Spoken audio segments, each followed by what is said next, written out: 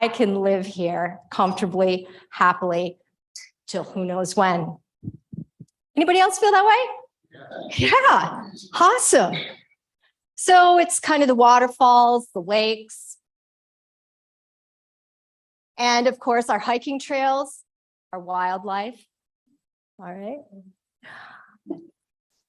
So the Natural Resource Committee's vision, which took us a long time to put together because we had 7 people who all had an idea of what we thought Conisty could be like, should be like, might be like.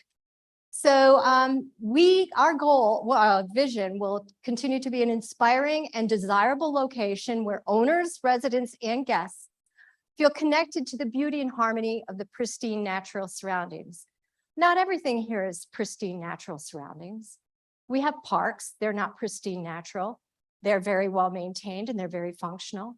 We have public property, recreational property, trails, they're beautifully maintained. They're not perfectly natural because we do have to maintain them. But how can we take our natural areas and make sure that they are sustainable? So our goals, which also are part of the entire mission, baseline resource inventory. We're doing that with a company called Equinox. Very nice young man. You've probably seen him around here, Owen. He has been traveling the public property here in Conisty and taking an inventory of both the flora and the fauna. We have generated a map of the areas, including the watersheds. So with that baseline resource inventory, we'll be able to identify what we have, what we're missing, what we might need to do. Bullet 2, educational program. Today is an example of one of our educational programs. We've had trees, we've had wildflowers, we've had bird walks, fern talks, a bear presentation. We're hoping that this helps people better understand what we have and what we need to protect. We need to identify our natural resource threats, the habitat restoration opportunities, and any safety hazards that might exist within our community. Invasives include aquatic, terrestrial. We have problems with some non-native invasives. We need to come up with a plan how we can address these.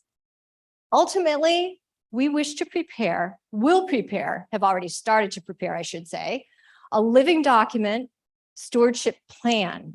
It will be an outline with details on the long-term management and monitoring of our community's resources.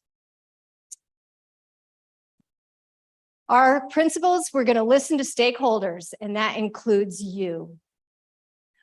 Partner with outside organizations like North Carolina Wildlife, like North Carolina Forestry. Make recommendations that are data-based and driven by science. We will only make recommendations. Seek to generate support. We want your support. We need your support. Utilize educational programs such as Bearwise, Leave No Trace, and other state-generated and viable programs that will help us meet our goals. We've already been working with partners, trail builders, trail stewards, Hemlock Friends. We had a presentation with them, and one of the results of that will be improving the trail signage on all of our hiking trails, replacing some, making new trail signage. We also met with the fishing club. One outcome from that is concerns about water quality. And we've met with the mountain gardeners, and the outcome from that was a few concerns. One would be invasive and another deer.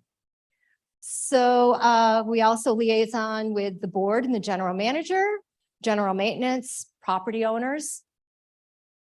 Firewise facilities planning, strategic planning, and the architectural and environmental. We talk with them, we share information. So we all get to know what each other's goals are. And so we can eliminate conflicts between the two. Did you know that the graphic statistics here say we encompass, this is the POA property, 1,700 acres out of the 4,000 acres that Conisty covers. That's approximately 3.9 miles wide on a map and 2.6 miles high on a map.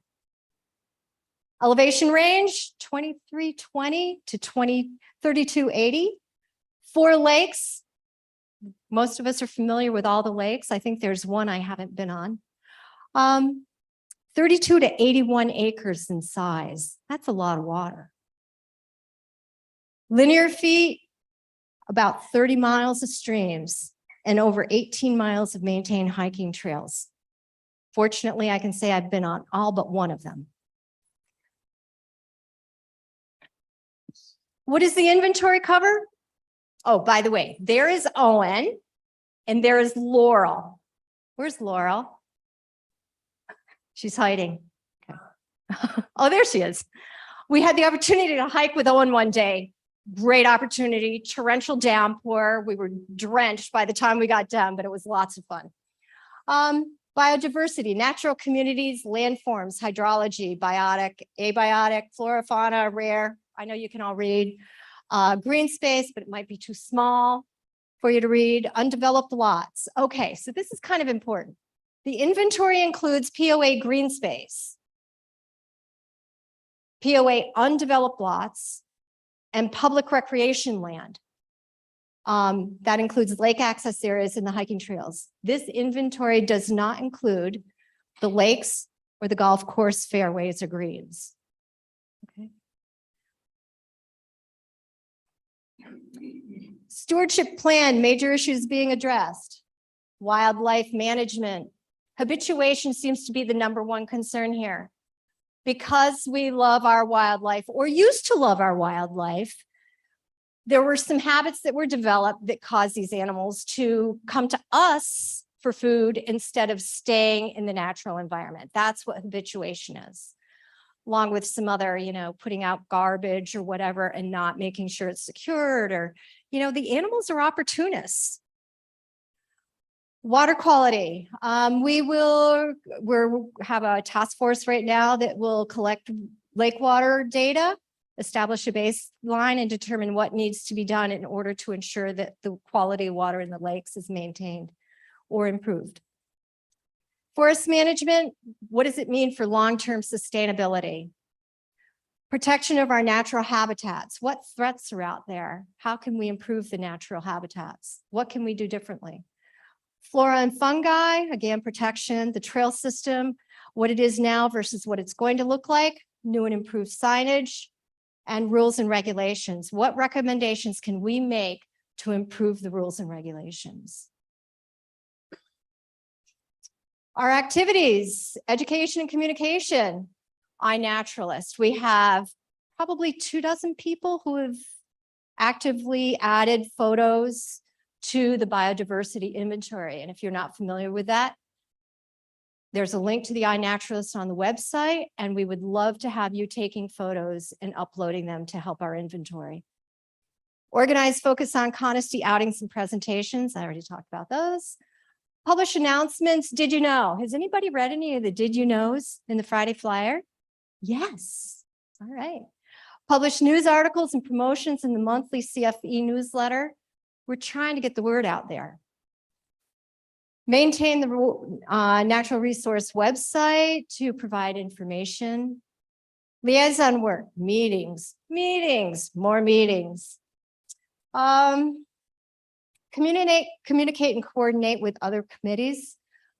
These are the biggies here, and they have been, we're really working hard on these. The water quality task force, finding existing information, developing a plan. The deer task force, working with a natural wildlife biologist, specifically Justin. And invasives will be our #1 topic for when our other 2 committees are kind of under control. Can I introduce the rest of my committee? All right. We have Patty, biologist. We have Dick, Yes, you could stand up. They might not know you. Nick Bennett, now referred to as the mayor of Conisty. We have Laurel Young, biologist. Roger Whitmer, without an H, he reminds me, he's a geologist. We have Michael Mack. He's a water quality specialist. Yeah. Janet is here. She's a liaison from the board. And is there anyone else here who's a liaison? All right. Oh, and me, AJ Lawler. I introduced myself. All right. So I don't think I missed anybody. Oh, Graham. Graham is in Montana or someplace out west. So yes, we'll mention him. He's our fearless leader. And he was even communicating with us this morning. So do you have any questions? You want to hear Justin talk about deer? All right.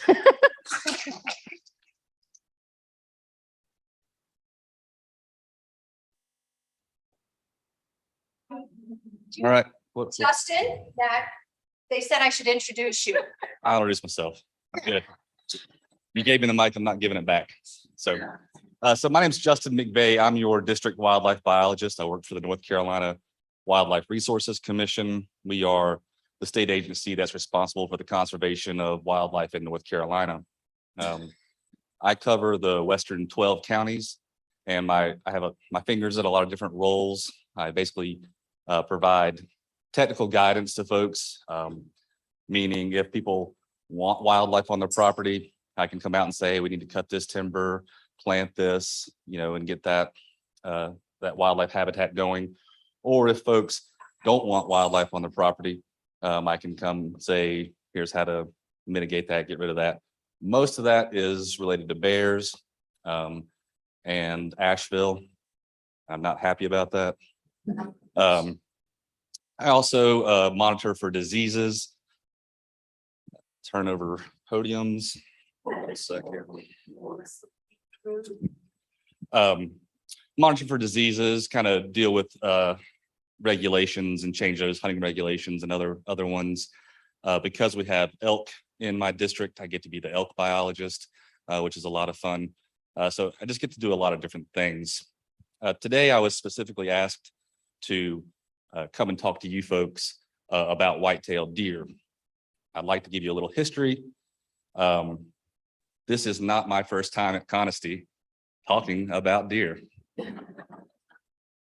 A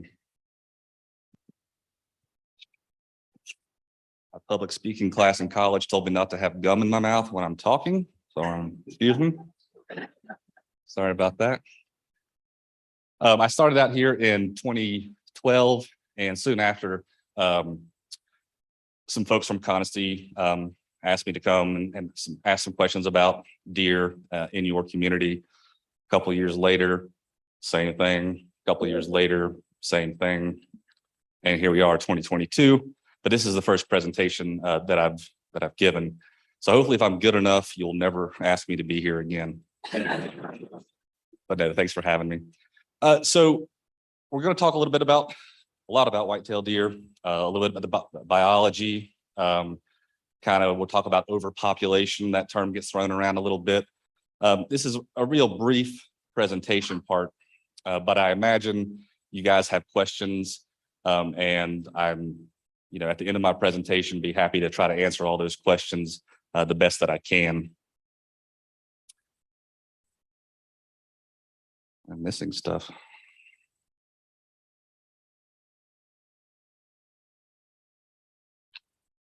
There's supposed to be words on here. I guess this is what happens when you turn a PC to a Mac here. Oh, there's a white-tailed deer. You guys seen those before, right?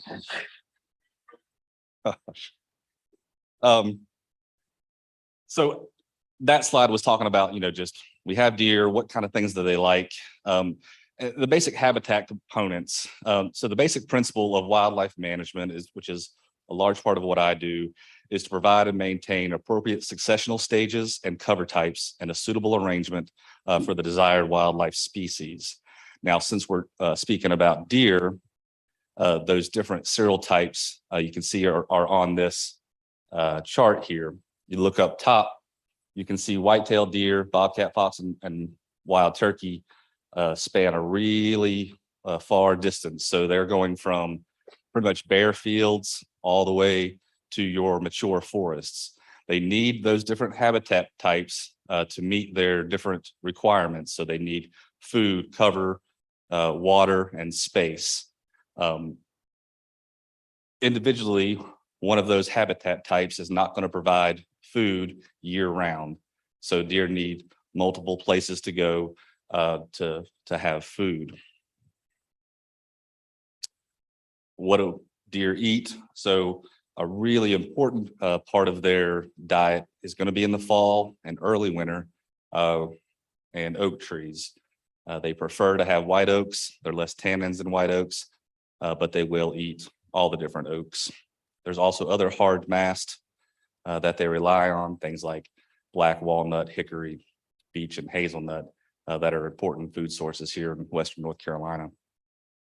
Along with those hard mast species, we also have soft mast, things you guys are familiar with. These are all the native things that I'm talking about. I won't read that list. And then a lot of kind of the forbs that are around. And you can read all those common or those native plants.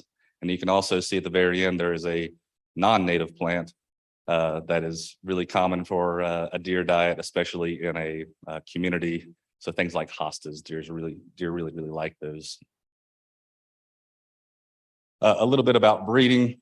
So out here in your area, the peak breeding or the peak rut is going to be around December 15th, which puts all the fawns dropping, hopefully early July. If a doe does not get bred during that peak breeding season, she will go through her estrus cycle, and 28 days later she will be receptive to breeding again, and that will keep on going and keep on going and keep on going until she's actually bred.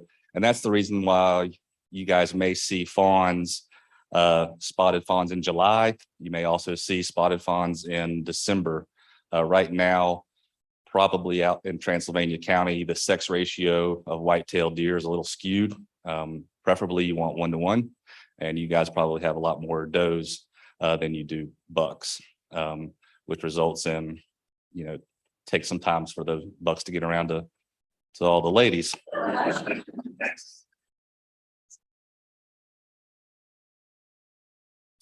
So overpopulated, here's the trigger word. So we're going to talk some more about this, and I'm just going to say that overpopulation is kind of in the eye of the beholder, right? A lot like beauty. So let's talk about carrying capacity instead of overpopulated. Like, how many deer can your community support biologically? How much food and habitat is out there? I got a couple different charts here kind of showing that represent this carrying capacity. And you can see as we go through from left to right, we go through the different summer or the different months and seasons. We start with our breeding stock, and then in the spring and early summer, they're starting to drop and have fawns. So you have a peak in your numbers, and then there are things that decrease those numbers of deer, things like starvation, disease, accidents. You can read those. Generally, the higher that your population is above that carrying capacity, the more those factors happen. And I like this one a little bit better. It's not quite as clean looking, but it kind of shows you that your habitat is it can only hold so much, right? So that's the barrel. All that water, that's your deer population. And once it fills up, it just starts to spill over. You start having deaths from those different factors there on the chart. You can also do things to kind of reduce that carrying capacity so you don't have so many deaths from those causes, things like hunting mortalities, that kind of prevents that population from overflowing your bucket there. Now, cultural carrying capacity, also known as social carrying capacity. This is a little bit different. So biological carrying capacity is how many deer the habitat can support. Cultural or social carrying capacity is how many deer you guys want to see. And unfortunately, those levels are never the same. Okay, so you can see here, as we look at that population curve and our number of deer growing and growing and growing, as you know, we cross that cultural carrying capacity. There's just a level that people are just uncomfortable seeing. You start having deer damage plants or getting hit by cars. People don't like that. But biologically, your area can support a lot more deer.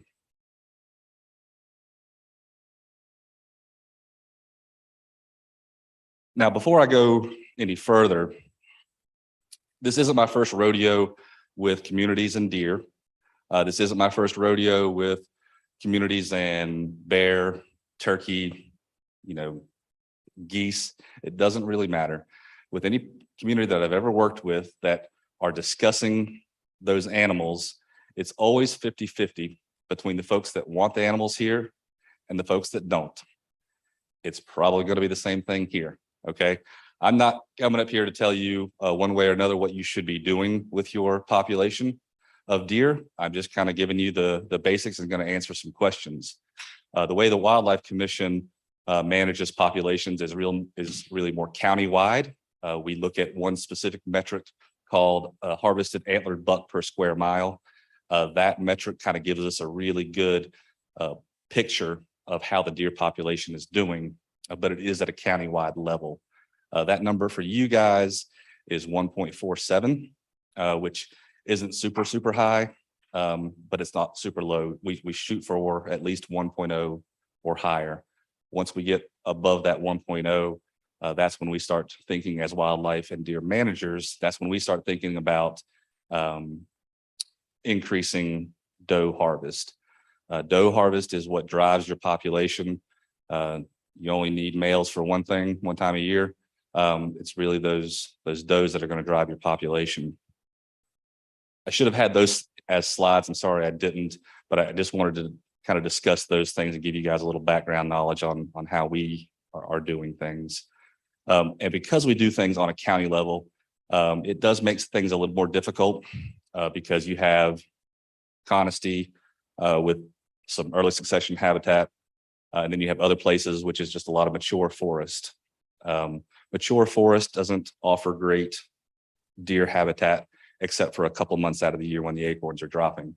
So they need that early successional habitat, the things where plants are lower and they can have food year round. So as we're talking about the cultural carrying capacity, you get to a certain point where folks are just uncomfortable with the amount of deer that are being seen or that are on the landscape. And so what are some things that we can do to kind of mitigate those issues? And we'll talk about damage prevention. So these are things like fencing. And I'll show another example of a fence here in a minute. But I mean, this is a typical slanted 6-wire fence that's works really well for keeping deer out. It provides not only a physical barrier, but a visual barrier. The deer don't think they can jump over that stuff. Planting deer resistant plants, that will help. Repellents do work, however, they're expensive and you have to apply them a lot, especially when you live in an area like we do, where we get so much rainfall. It's foggy in the morning and there's moisture in the air. So those are just, it's a constant battle for that. There's frightening methods. So there are things like motion activated sprinklers that will work. There are things called critter getters, which are little noise makers that go off. They're motion activated. And then there's things like deer removal. And so whenever you've got a deer problem and you're trying to mitigate damage, it's not a there's not a silver bullet. It has to be a multi-pronged approach. Okay, so it has to be multiple of these things that you're going to have to do to try to mitigate any issues that you're having. I did want to point out this other fence. This is called a peanut butter fence. It's essentially just an electric fence with one hot wire run about 2.5 feet off the ground. Before the fence is plugged in, you wrap some foil around there, put some peanut butter on it. The deer come up and sniff it, and hits that sensitive part of their nose and teaches those deer that, hey, this is not a place that I want to go in. This can be an effective tool for keeping deer out. One of the things that I see commonly in communities when people are approaching me about having issues with wildlife, and again, it doesn't matter if it's deer, bear, turkey, or geese, is supplemental feeding. It does a lot more harm than it does good. It does create that habituation. It's a great place for spreading disease, just like your bird feeders are. I know we all like to have bird feeders, but when we have salmonella outbreaks, it's all around one bird feeder, right? Because everybody's coming into the club, and that's where they're spreading disease. Corn piles are the reason that I've seen 2 cases of rabid deer in my district. The deer are at the corn pile, the raccoons are at the corn pile, and there's that interaction. So it's a great place to spread disease. And speaking of corn, directly, it's basically just junk food. A deer's physiology is not designed to eat corn. If you have a deer that has never seen corn before, and you all of a sudden throw out a bag of corn, that deer will actually have something called acidosis, and they'll bloat and they can die from that. There's also a whole bunch of other nasty stuff that kind of gets in that deer corn. So it's not a great thing. I'd like to read this quote from the Wildlife Management Institute about supplemental feeding. So supplemental feeding, however well-intentioned, either compromises the animal's wildness or wellness, or it interferes with the essential natural processes of selection. For the long-term benefit of big game wildlife populations, supplemental feeding is an accident waiting to happen. When and where such feeding is done, it is undertaken only, if not expressly, for the interest of people, because the fed animals almost invariably will not benefit and very likely will be harmed by the practice. And so that goes for deer, turkey, bear, geese. And we see that in wildlife quite commonly. I went ahead and made a slide about one of the things that I get asked about fairly often, actually for bears and deer, and that's contraception. Everybody thinks, oh, that's the way, that's going to help. And it sounds great in theory, but time and time again, research study after research study have shown that it just doesn't really work on a large scale. And some reasons that it doesn't. So reducing that reduction of deer herds density due to that reduced fertility is offset by increased survival. So basically, less deer means your deer be healthy, they're going to survive longer, you're still going to eat your hostas. Contraception is temporary. It's pretty expensive to catch up a deer and do the contraception methods. And because you have to do it over and over and over again, those deer become trap shy or harder to catch. We're not in a closed population. Those deer can just leave Conisty, or the other deer can come into Conisty. Surgical sterilization is sometimes brought up. There's problems with that, and that it's extending the breeding season and prolonging the rut, and that can cause a lot of issues with just overall health of both male and female deer. And a white paper or a study in 2012 showed that more than 85 to 90% of the female deer need to be rendered permanently infertile to be effective. That's just not going to happen. So, and you guys might not even be thinking about this or have this on the table, but I just wanted to bring that to you. That's the end. I'm the elk biologist, so you get an elk picture. They like to pose that way. So I realized that that presentation was pretty short. So let me answer any questions that you might have. Gonna do mic to mic, or I'll let you. My husband was on a crop permit because back in Maryland, because the deer was eating 20 to 30% of corn, which is bad for them. So our question is, have you seen evidence of inbreeding in Conisty? Have you seen chronic wasting? Because I have of the deer, Okay.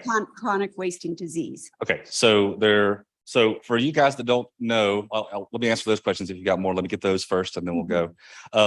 As far as inbreeding, we've not done any genetic surveys. Cervids are pretty resistant to inbreeding.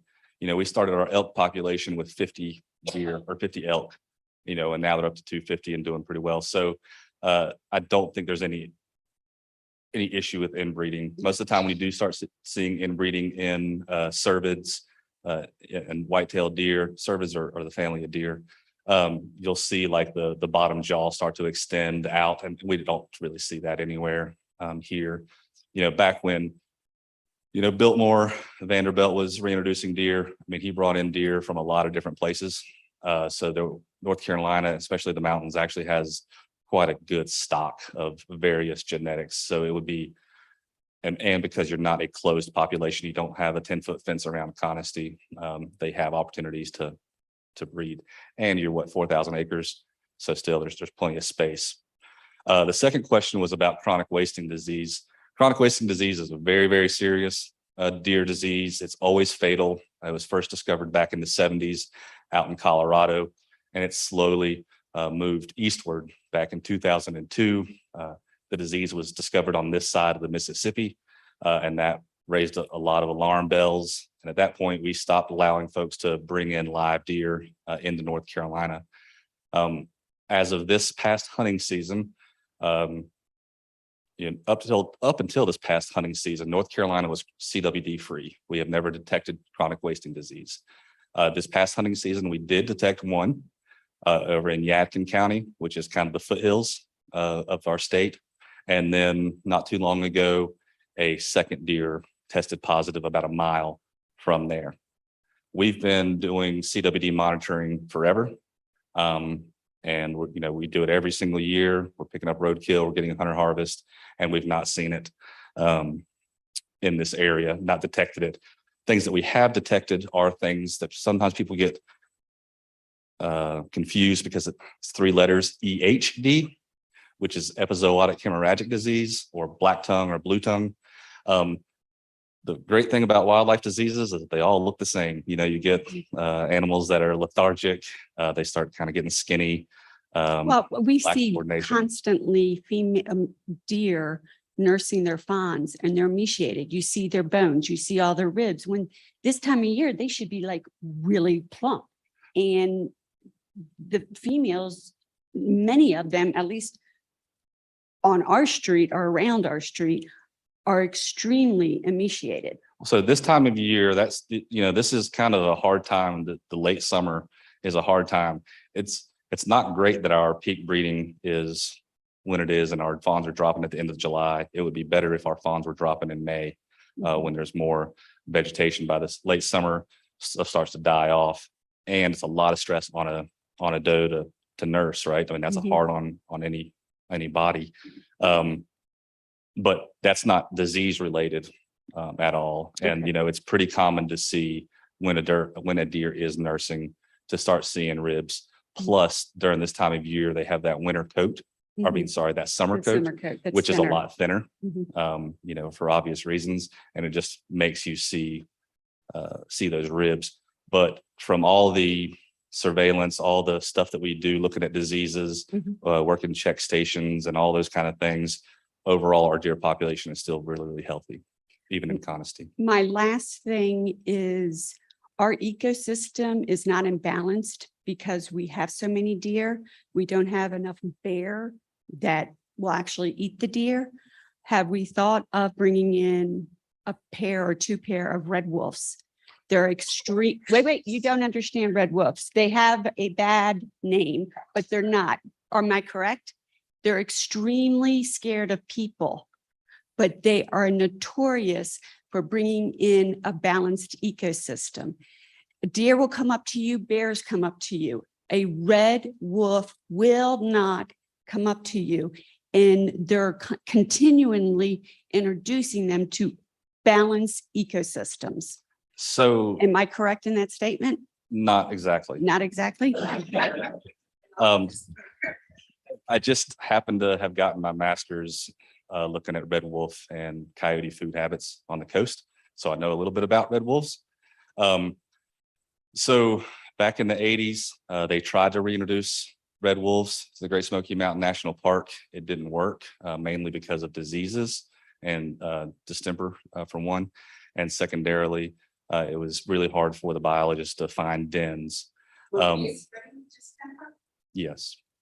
And that was at a time in the early 80s, coyotes weren't ubiquitous on the landscape like they are now. One of the reasons that the red wolf recovery in eastern North Carolina is having so much problem is that they interbreed with coyotes. So you don't get a pure red wolf anymore. And so yeah, so on you know, it's a super management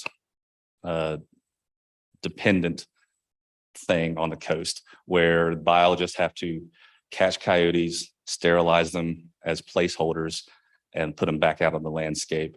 So I love the idea of having a balanced ecosystem, and I'm right there with you, but I don't think red wolves is going to do it. And you know, from my master's research, coyotes still eat some deer. They don't eat a ton of deer, but they still eat deer. So in my study, it was the bear, they don't keep the deer population in a healthy range. They don't keep it into a population, into a social carrying capacity. So.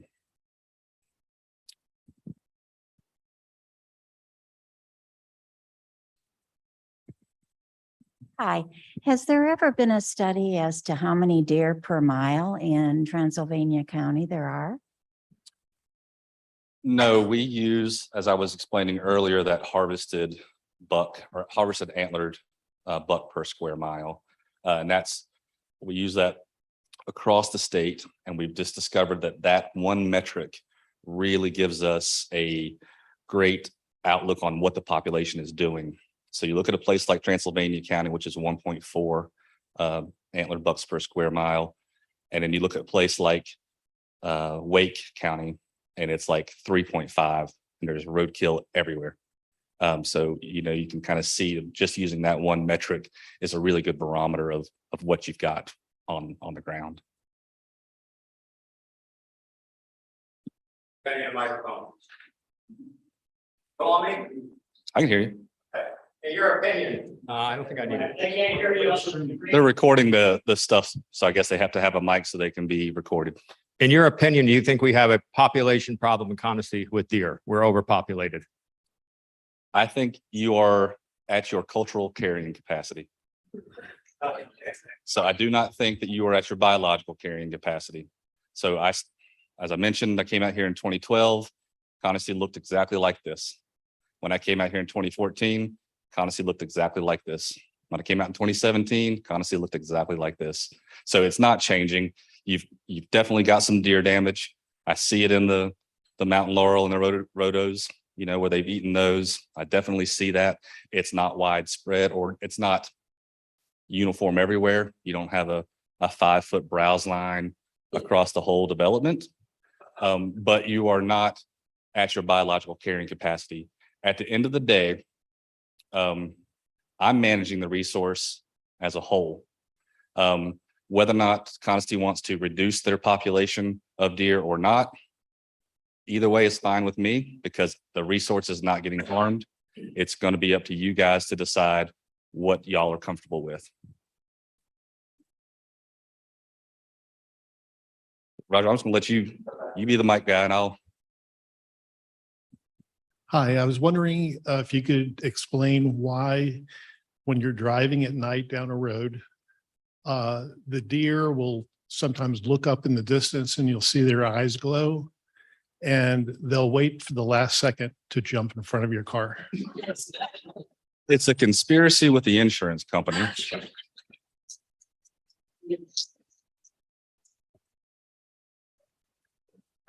I'll be here all night, folks.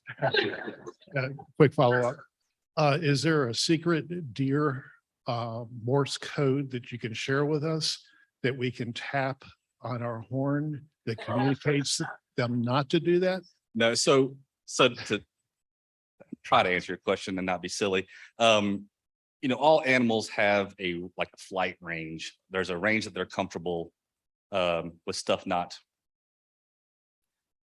AJ's really comfortable right now until I get really, really close to her, and then there's that flight response, right? And that's what you're seeing with the deer.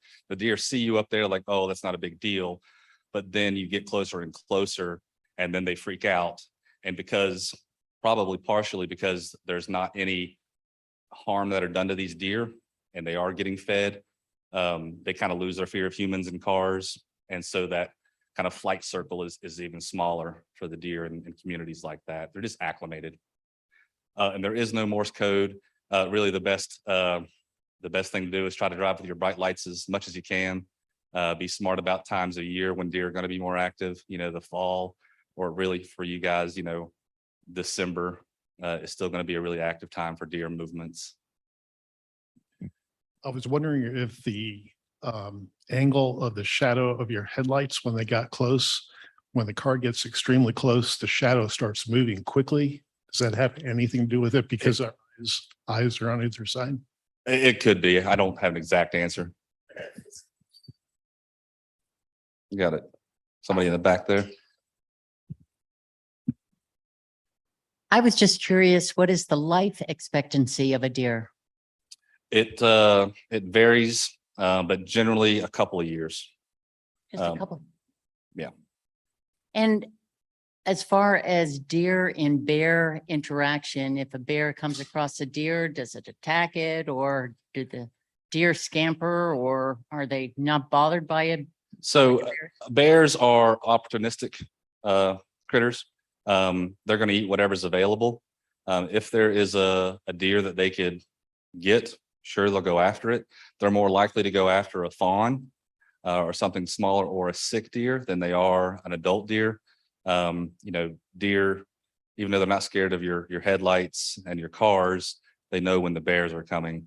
So the predation rate on deer by bears is pretty low because of that. So there's not a ton of interaction, and a lot of times you'll see some temporal spacing, like the deer will be active during this time and then the bears are active this time, or you'll see a little bit of space changing. The deer hang out here, bear hang out, but those areas move. Are the elk out in Maggie Valley going to migrate in this direction? They were here previously, were they not? So eventually, probably. Every year, usually during the summer, we do have elk that start to not necessarily migrate. They just start kind of wandering out, looking for greener pastures. Most of the time, what we see is juvenile males. So they're out looking for ladies, looking for love. And it doesn't typically bode so well for them. We've got one that's in a zoo down in Charleston because of that. And we've had a couple to get hit by cars because of that. But the other ones that have made it end up going right back to Haywood County in that area. Right now, there's still plenty of habitat and area in the elk zone that I don't foresee them moving anytime soon this way.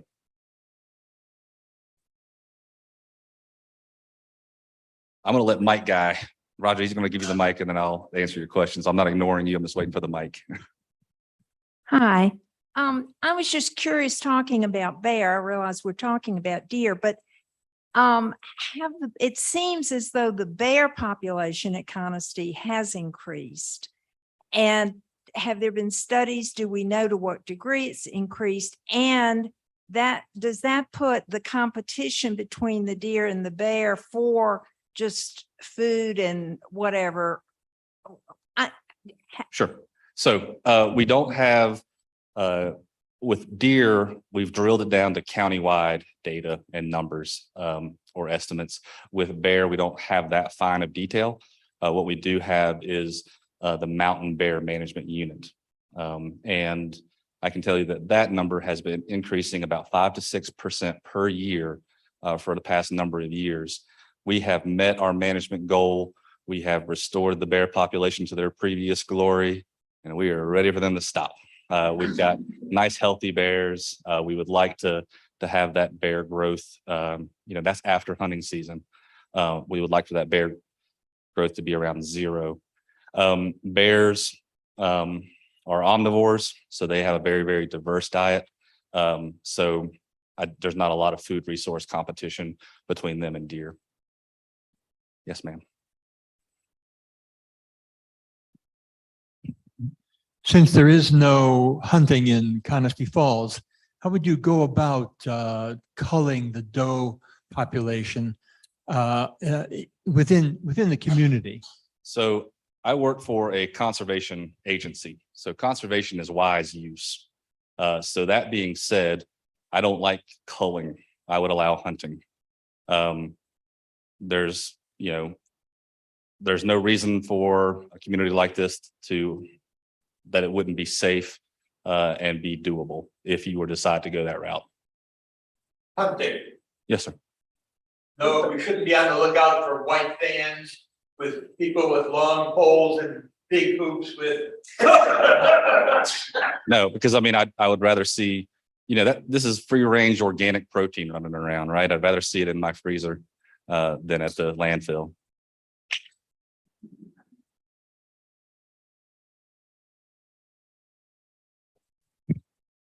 I'm trying to check and see if I understood something you said previously. Okay. It sure seems to me that our deer population is growing. The does are having multiple births, triples. They don't normally have triples. You might have 2, but we seem to have a lot of them. But you said that, and you pointed out how when you come back every couple of years, that everything is pretty much the same as it was the time before. But it just seems like we got a whole lot more deer now than we did when I got here 7 years ago. A lot more deer here. And so how bad does it have to get before we decide? That would be prudent to decide that we need to do something about it. It can get really, really bad. So, I'm never going to come here and tell you Conisty Falls need to start shooting deer. I'm not going to do it. I'm not going to say Conisty Falls don't shoot deer. I'm not going to do it. At this point in the game, because our population levels are where they're at, you can afford harvest and you can also afford to let it go and keep going higher. I do believe, I don't have data on Conisty in particular, but as a county, Transylvania County, yes, that population is probably increasing. Remember, I was talking about that antlered buck per square mile. That number has been increasing. Really, it started around 2012 and has really started to rise. Subsequently is when I started, so I guess you can blame me. I'm pretty good at raising deer, I suppose, but no. So yeah, overall the population is increasing, but I've not done extensive inventories of Conisty. I've just driven around your roads and looked, and that's my observation, sir. It doesn't look any different to me. And you guys are not unique. Hate to tell you, you're just like every other community. Before I came here, I called a colleague over in District 8, which is the next district over, was talking to him about some stuff, just making sure I had all my ducks in a row. And he's said, yeah, that sounds just like this neighborhood. It's the same exact thing going on. So, your situation happens all over.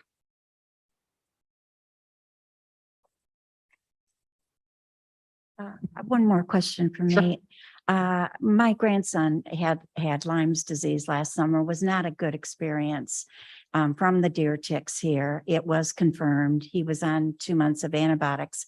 Has there been any studies about the rate of Lyme's disease in this area?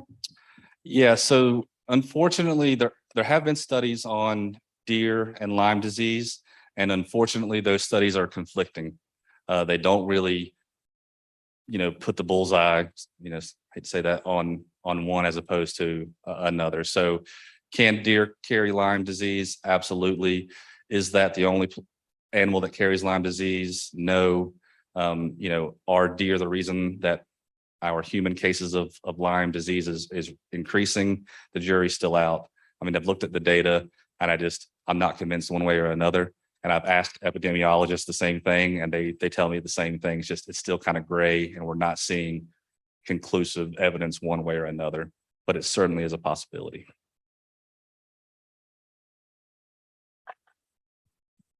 There's been a deer carcass at the side of the road, not far from the entrance to Conestee Falls. It's been there for days. I don't know if it's there today, but what's the situation with roadkill and its removal? It's if it's on DOT right away, it's their responsibility to pick it up. If it's on private land, it's the private landowner's responsibility to deal with it.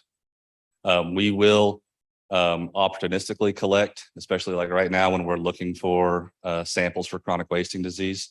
We will collect those samples, and then during the time frame from January 15th until April, we actively seek out roadkill does, especially. So that's how we get that peak breeding, by measuring the fetuses. So while it's not necessarily our Wildlife Commission's responsibility, we do end up picking up quite a few roadkill for data.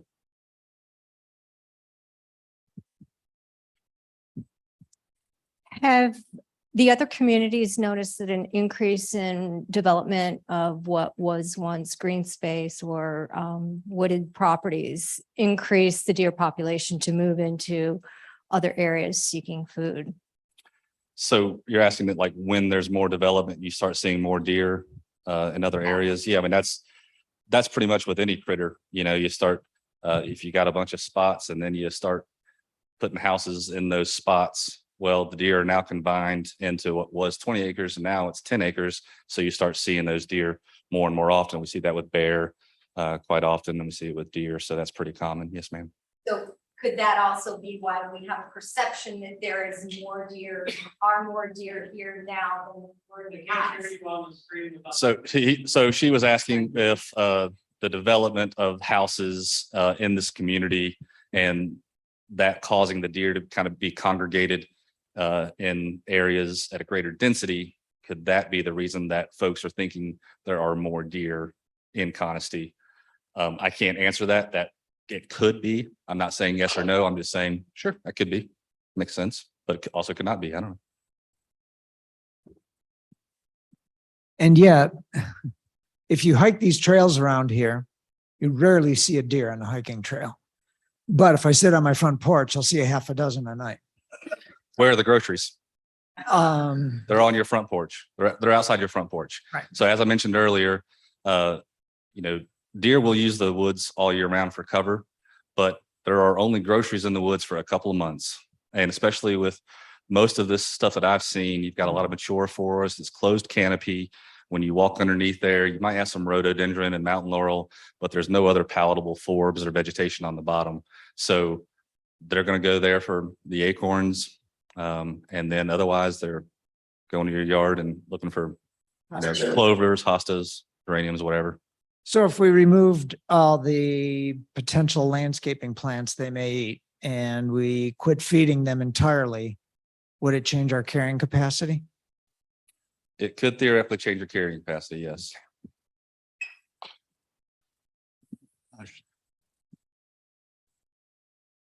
What can be done about dense populations, say on one road? If you go down Middle Conestee at 7 o'clock, you have about a 40% chance of hitting a deer going 10 miles an hour. What can be done about that? I mean, really, it's like we talked about earlier. There's not one silver bullet. It's going to be a multi-pronged approach. I mean, it's going to be things that you do to prevent habituation of the deer. It's going to be frightening the deer. It's going to be perhaps removal of some of the deer. It's going to be a combination of things that you're going to have to do. There's no one silver bullet. So you cannot move the population from one. No, their home range is pretty area great. to another. It would be cost prohibitive and they would come right back. Yeah. And so that really just wouldn't All work. right. Thank you. Yes, sir. Got a question there.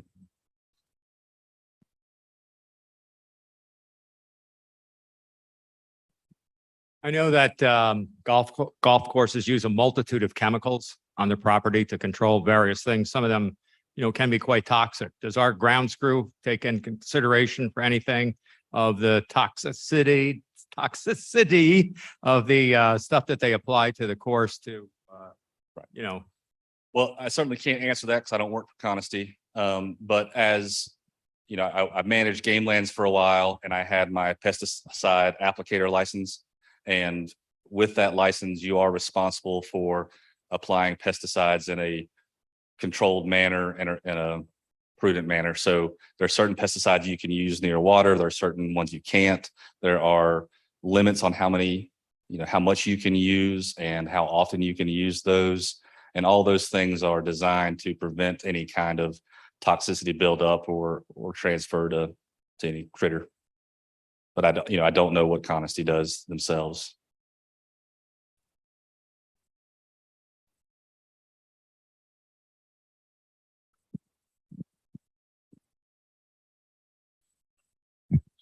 We see a lot of deer grazing on the golf course. Is that an unnatural attractant for the deer population? That's a good question.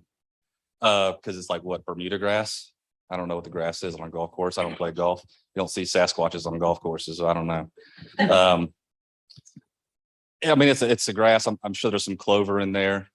When I came out here to kind of check out the community before the talk, the deer that I saw were grazing on the side of the roads and they were eating the clover and like some kind of plantain type thing that was in there.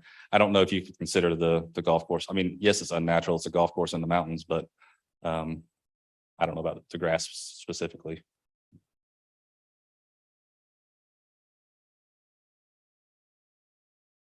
All right. I'm glad I solved all your problems. I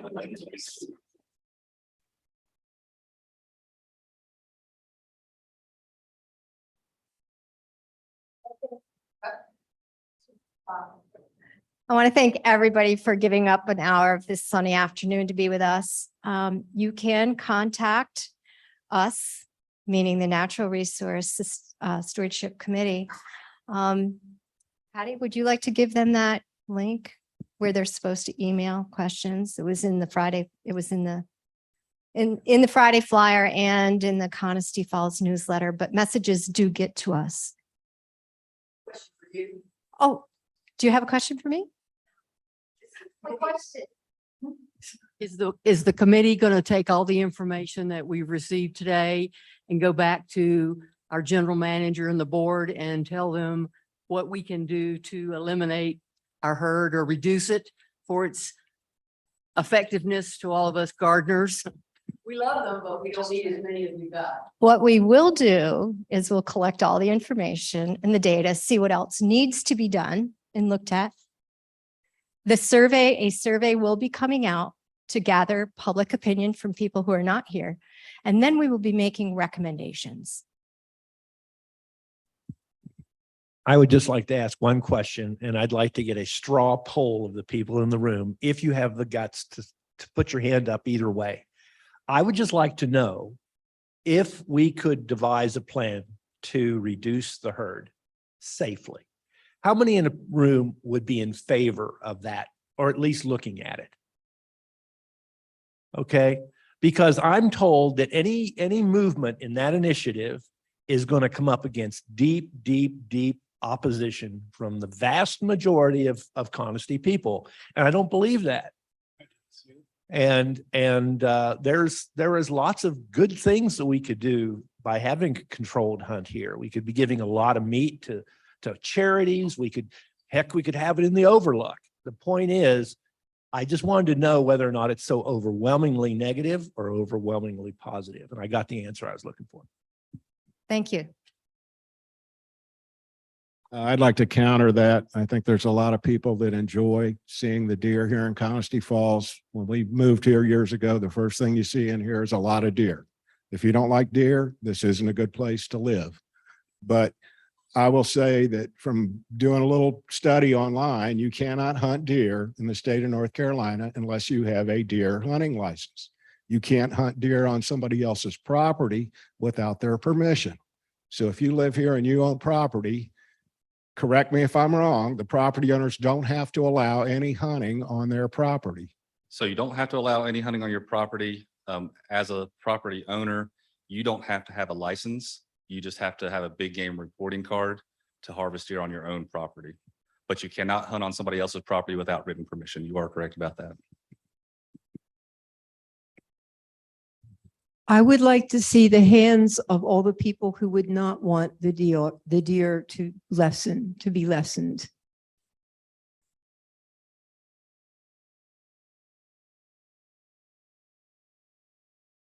I'm on the committee. I abstained.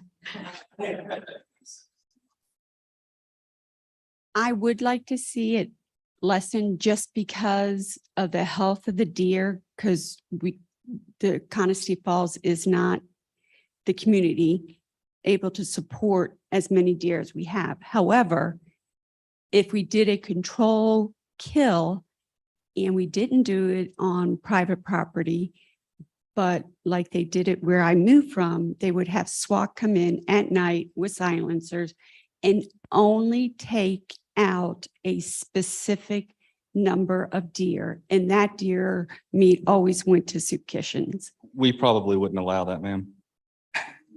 Really? Yeah, so that would be under a depredation permit and we probably wouldn't allow that. I don't know of anywhere in North Carolina that that's been allowed. Because that's very common in the Northeast.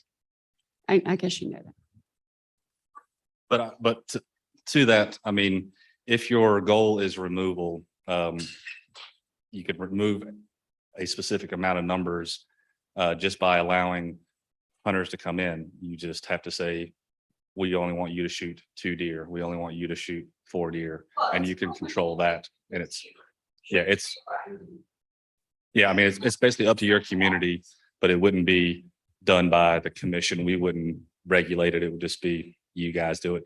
Now, we do have programs called deer management assistance programs, and there's one that's for the community where we issue that community extra doe tags to try to help with their deer populations when they, feel like they're getting too high. And that kind of helps regulate those numbers so not too many are being pulled off.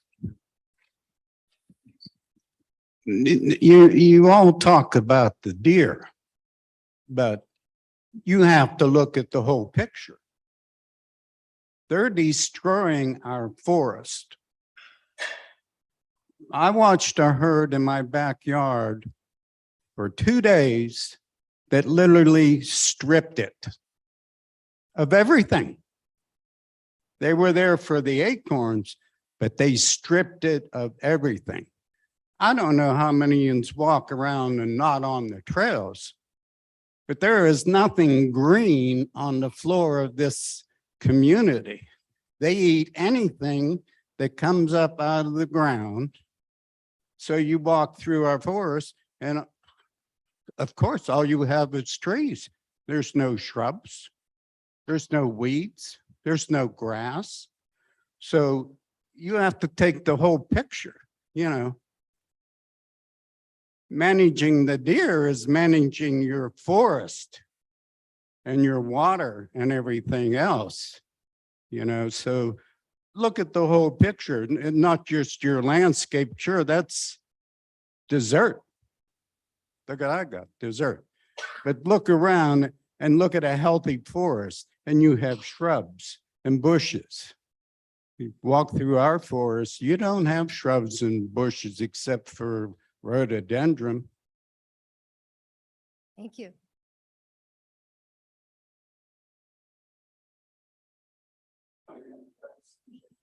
Part of forest management is that you cut trees. That you get too many trees in an area, they get too big. There's no sunlight reaching the ground. And then you've got nothing growing on the ground because the sun doesn't get to it. So it's not just deer that are causing problems with the woods, and it's overgrowth of the trees.